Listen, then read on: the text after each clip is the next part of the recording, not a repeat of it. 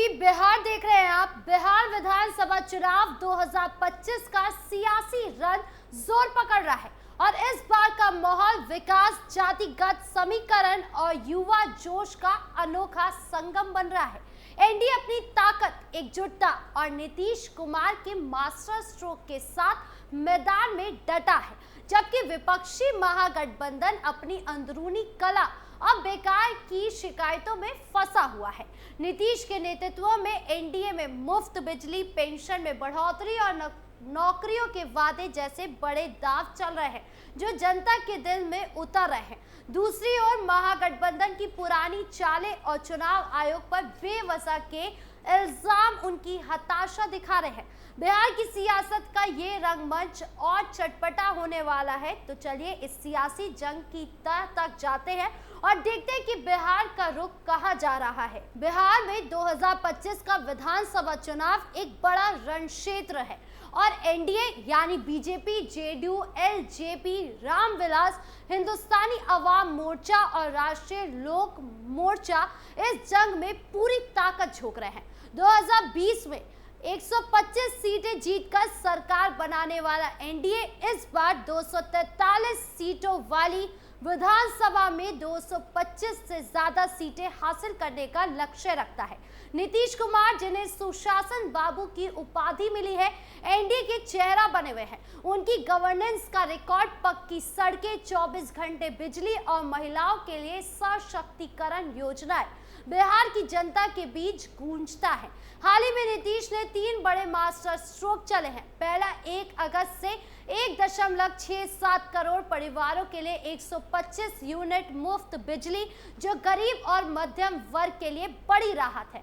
इसके लिए अलग 3 साल में 10,000 मेगावाट सौर ऊर्जा उत्पादन का लक्ष्य रखा गया है, जिसमें कुटी ज्योति योजना के तहत गरीबों को मुफ्त सोलर पैनल मिलेंगे। दूसरा, सामाजिक सुरक्षा पेंशन योजना में 1.11 करोड़ बुजुर्गों, विधवाओं और दिव्यांगों की पेंशन 400 से बढ़ाकर 1100 रुपए की गई है, जिसका पहला भुगतान जुलाई 2025 में 1227 करोड़ रुपए के डीबीटी ट्रांसफर के साथ हुआ।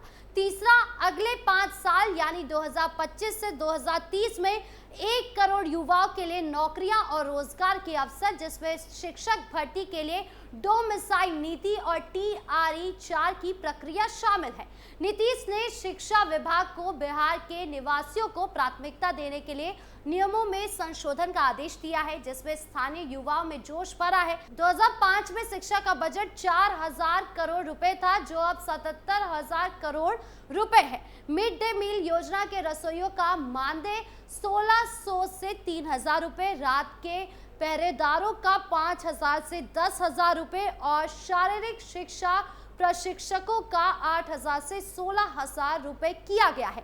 पत्रकारों की पेंशन 6,000 से 15,000 रुपए और आशा कार्यकर्ताओं का प्रोत्साहन 1,000 से 3,000 रुपए बढ़ाया गया है। मुख्यमंत्री कलाकार पेंशन योजना के तहत वरिष्ठ कलाकारों को 3,000 रुपए मासिक पेंशन दी जा रही है। ये कदम नीतीश की छवि को और चमकाते हैं, जो गांव में बिजली, सड़क और शिक्षा के साथ जनता के बीच लोकप्रिय है। 7 निश्चय योजना, जिसमें हर घर नल, जल और शौचालय शामिल है, उनकी साख का आधार है। केंद्र सरकार ने भी बिहार के लिए मखाना बोर्ड, ग्रीन फील्ड हवाई अड्डा और पश्चिमी कोसी नहर जैसी परियोजनाएं दी है, जिसने एनडीए की विकास की बात को पुख्ता किया है। बिहार दिवस जैसे आयोजनों ने बिहारी अस्मिता को राष्ट्रीय मंच पर चमकाया, जिससे युवा और मध्यम वर्ग में उत्साह है। एनडीए की ताकत उसका जातिगत गणित भी है। नीतीश कुमार कुर्मी और अति पिछड़ा वर्ग वोटरों को लुभाते हैं, जो 20% आबादी है। बीजेपी के सम्राट चौधरी और उपेंद्र कुशवाहा कोयरी यानी कि 8% वोटों को मजबूत करते हैं। चिराग पासवान वर्ग यानी कि 6% और जीतन राम मांझी महादलित वोटों को अपने पाले में रखते हैं। बीजेपी ने गैर यादव, ओबीसी और स्वर्ण वोटरों में हिंदुत्व की अपील को तेज किया है, जिससे महागठबंधन का मुस्लिम यादव यानी कि MY गठजोड़ कमजोर पड़ रहा है।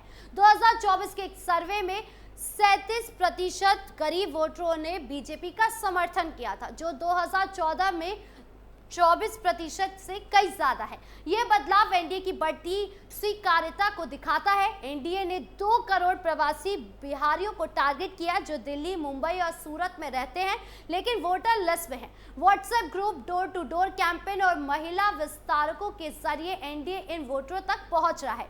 मूड ऑफ द नेशन सर्वे में एनडीए को 48.9% वोटर समर्थन मिला, जिसमें 60 साल से ऊपर के 53% और 40 से 49 साल के 51.9% वोटरों ने एनडीए को चुना। युवाओं के लिए स्टार्टअप, आईटी हब, शिक्षक भर्ती जैसे वादों को उनकी लोकप्रियता बढ़ाई है।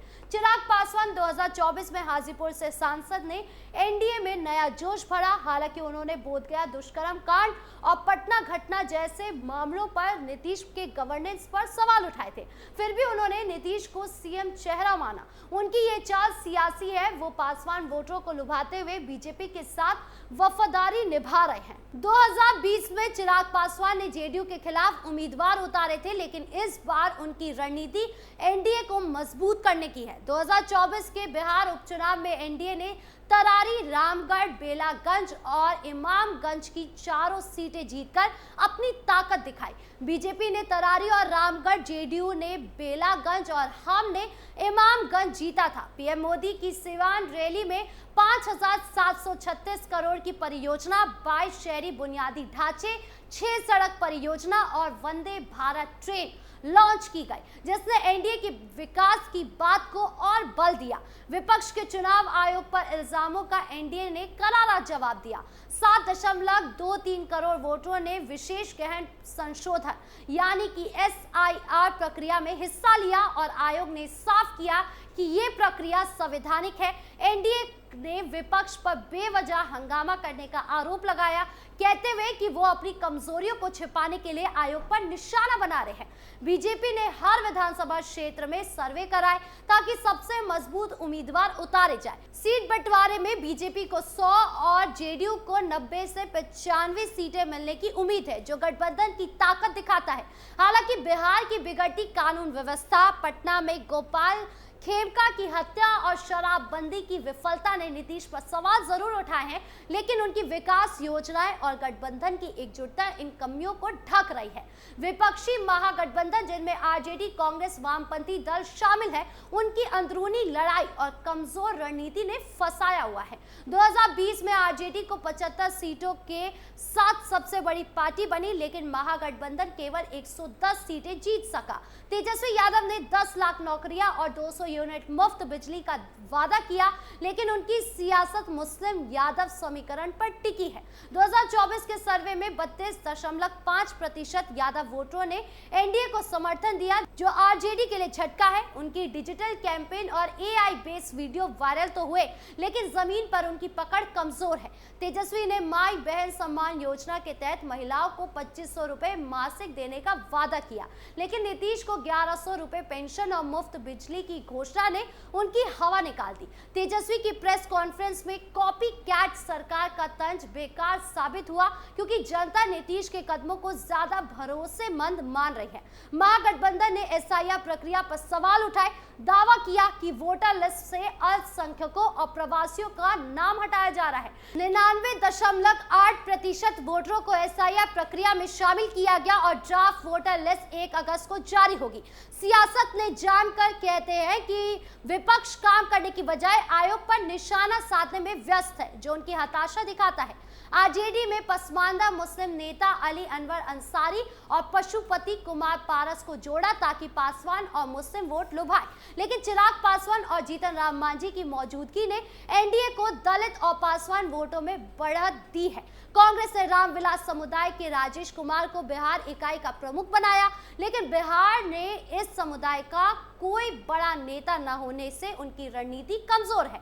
महागठबंधन में सीट बंटवारे पर तनातनी साफ दिखाई दे रही है। आरजेडी और कांग्रेस के बीच तालमेल की कमी उनकी कमजोरी है। तेजस्वी की जंगल राज की छवि में छुटकारा पाने की कोशिश नाकाम रही, क्योंकि एनडीए ने लालू प्रसाद यादव के शासन को बार बार निशाना बनाया। कांग्रेस की पदयात्रा, राहुल प्रियंका की रैलियां भीड़ तो जुटा रही है, लेकिन ठोस रणनीति के अभाव भी फीकी है। वामपंथी दलों का प्रभाव सीमित है और सीपीआई के बीजेपी दीपंकर भट्टाचार्य ने पेंशन बढ़ोतरी को 13 रुपए से 37 रुपए प्रतिदिन कहकर मजाक उड़ाया, जो जनता को खोखला लगा। बात करें प्रशांत किशोर की, तो जन स्वराज पार्टी ने स्वतंत्र रूप से चुनाव लड़ने का ऐलान किया है, लेकिन 2024 के उपचुनाव में उनका प्रदर्शन खराब रहा। उनकी जाति न्यूट्रल रणनीति और युवा जोश की बात सुनने में अच्छी लगी, लेकिन एनडीए और महागठबंधन की मजबूत मशीनरी के सामने वो असर छोड़ नहीं पाए।